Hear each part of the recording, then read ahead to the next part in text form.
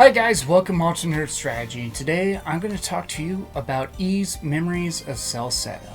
Now here's what you need to know. Memories of Celceta is a hack and slash RPG, which was a remake of the first two Ys 4 games and released over on the PS Vita and the PS4, and I think it's also available on Steam. I'm not too sure about the Switch, but you know. It's out there. In case you're wondering, the first two 4 Ys games were called Mask of the Sun and Dawn of Ys. In Memories of Celceta, you play as Adol Kristen, who you see wandering around in the town of Kassin because he has lost his mind.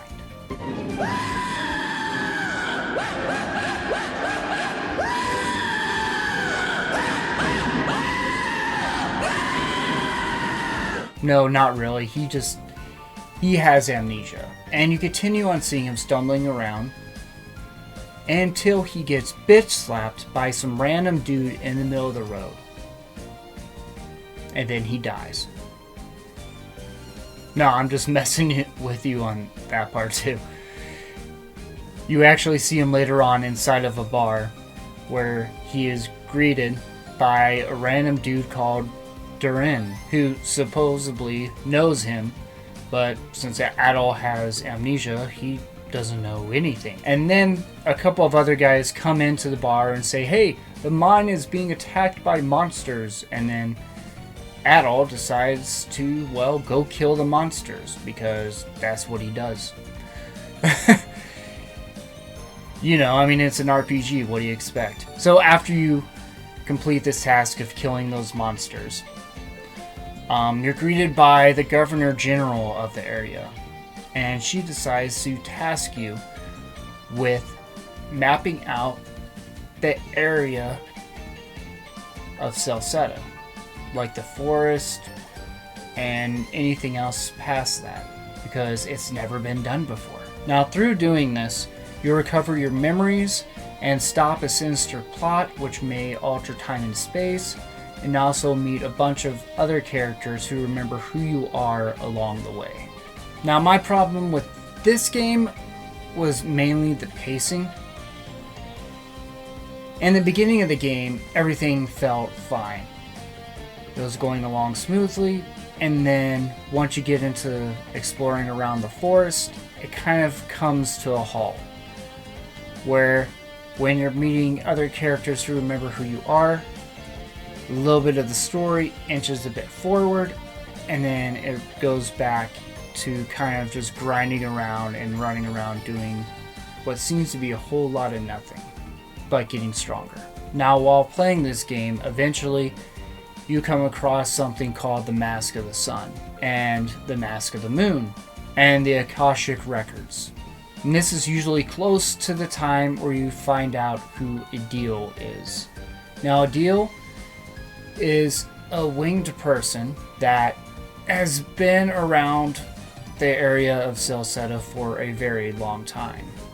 He's been kind of guiding people, giving people wisdom, things like that. And then while you're also playing, you run across a group of people that want to collect the Mask of the Sun and get access to the Akashic Records, so they can, control time and space and everything. Because with the Akashic Records and the Mask of the Sun, with them both combined, they can basically control time. Now, there are some little minuscule things they can't control, but they can really mess up time a lot. Now, all this happens about midway through, but enough talking about the story.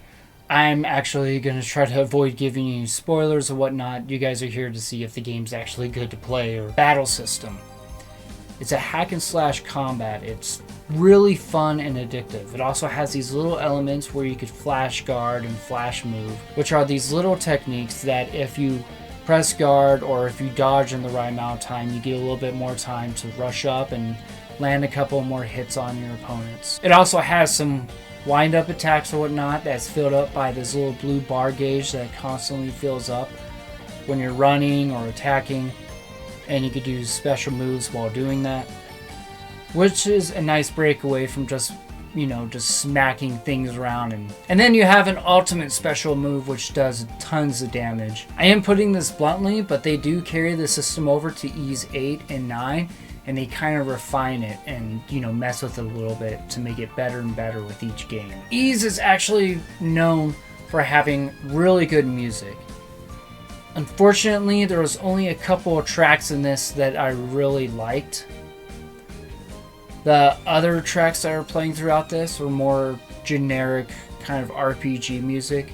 Not bad, but I was kind of spoiled playing some other Ease, and the visuals of this game do remind me of a PS2 game, though it is really colorful, which makes up a lot for it. And also, Ease has these items called artifacts, which alter some of the gameplay and stuff that you have in there, or allow you to get to certain areas. And these are definitely in there. Like, you have a couple of items that will allow you to shrink down to a smaller size, or another one that will allow you to breathe underneath water.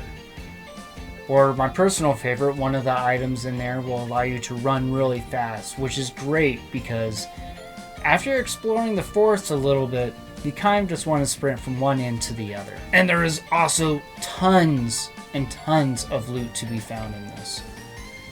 Most of it is going to be little items you pick up from smashing up rocks and, plants.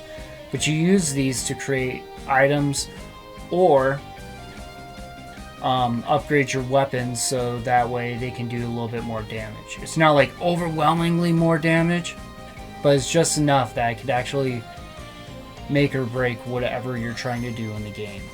Which is really nice, because if you're a little under-leveled, sometimes it helps having these extra things that equip your weapons, such as like a sword that's able to do some burn damage or poison an opponent.